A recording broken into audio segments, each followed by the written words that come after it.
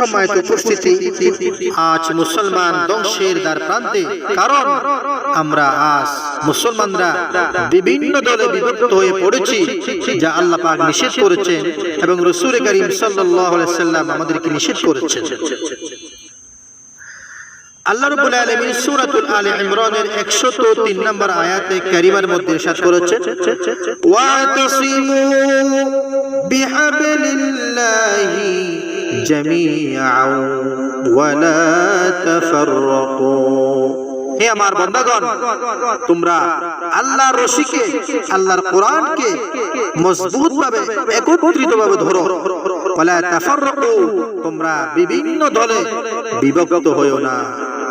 বিশেষ করে আমরা আমাদের বাংলাদেশে দেখতে পাই অনেক ধরনের দল, যেমন কেউ নিজেকে সুন্নি দাবি করে, আবার কেউ নিজেকে কওমি দাবি করে, আবার কেউ নিজেকে আলিয়া দাবি করে। আছে না নাই?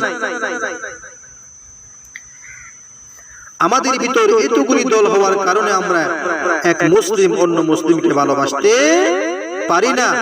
আল্লাহ পাক আমাদেরকে যেন এক হওয়ার তৌফিক দান করেন, বলেন আমিন।